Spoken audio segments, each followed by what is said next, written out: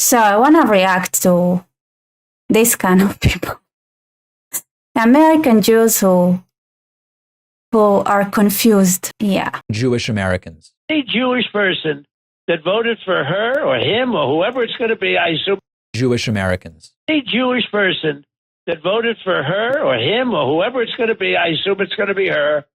Anybody that did that should have their head examined. If you love Israel, or if you're Jewish, because a lot of Jewish people do not like Israel, and they happen to be in New York. You know that. Yes. But if you are Jewish, regardless of Israel, if you're Jewish, if you vote for a Democrat, you're a fool. Trump is expressing his desires when he says Jews are abandoning Democrats, as he did on Truth Social.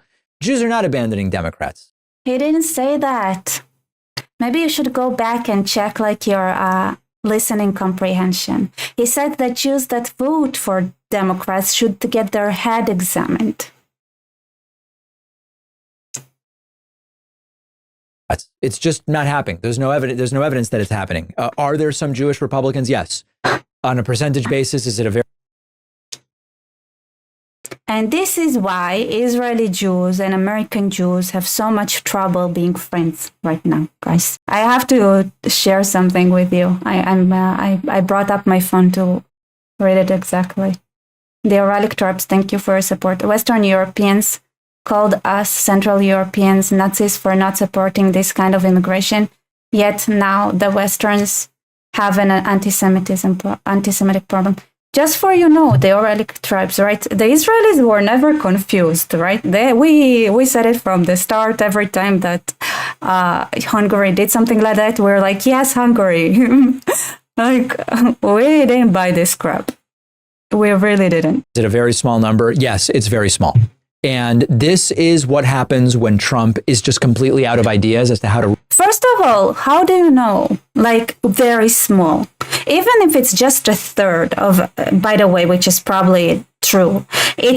First of all, it's the majority if you consider Jews who are actually Jews. Like, Jews who have connections to Israel or Jews that are Orthodox. If you actually, there is probability function, you have P, but you have the probability of a Jew voting for Trump is 30%. The probability of Jew voting for Trump, if that Jew is an Orthodox, goes up to at least 50 or 60%. If it's the same thing, if this Jew has connections to Israel, then it's also more than 50%. So you have to take that into account, okay? How to run against Kamala Harris. Here's Trump's message to Jewish Americans. Any Jewish person that voted for her or him. Yeah, well, he is right, though. He's 100% right. Okay, so this is what was funny.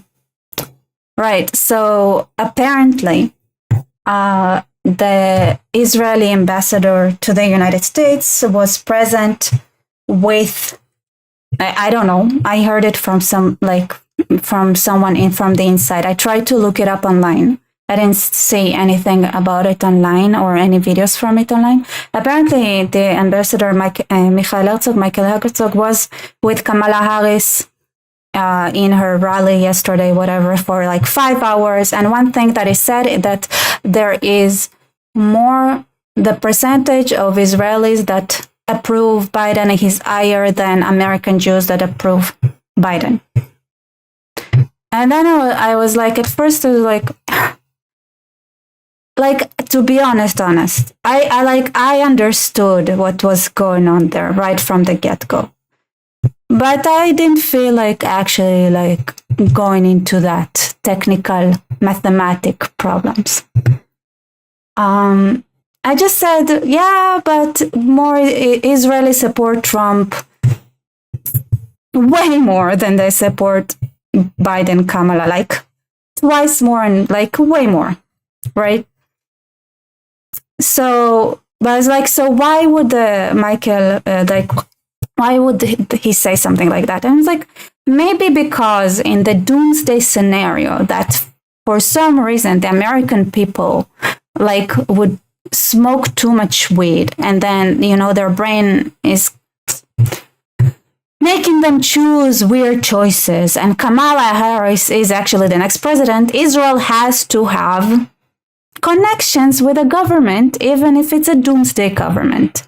So one thing is like going, and when clearly Netanyahu endorses Trump, you have to have a balance for it with the ambassador sitting with Kamala and saying all sorts of half-truths so that he would have a hold in like what it's called, like an opening for a conversation to happen.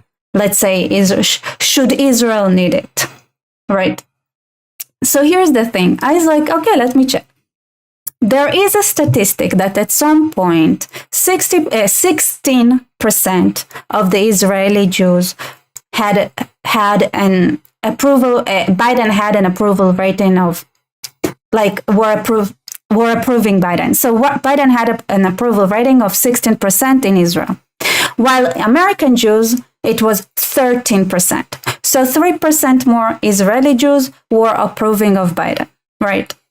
The thing is that technically, yes, more Israeli Jews were approving of Biden than American Jews, except the percentage of Israeli Jews that were approving Trump was twice as high, at least, okay? So at least 30% were highly, like, so, because the question wasn't even approval. The question is like, do you trust without checking? Like, you just trust, right? So do you trust Trump to do the right thing? Like 100%. And do you trust, like, 16%? Yeah, I would just, I believe that if Biden comes here, I trust his intentions, right? I hope the numbers went lower since, but 16%. And then the same thing is like, do you blindly trust Trump? Like, he got at least 32%, which is twice more. Which in the same survey where I saw that the approval rating of Biden is 13%, like Trump was even maybe less popular than Trump, like, between American Jews. It's just like, both candidates get more approval, but Trump gets way more approval. So it's technically true that Israeli Jews approve of Biden more than American Jews. It's just a completely kind of different skill, though. So, la vie. C'est la vie.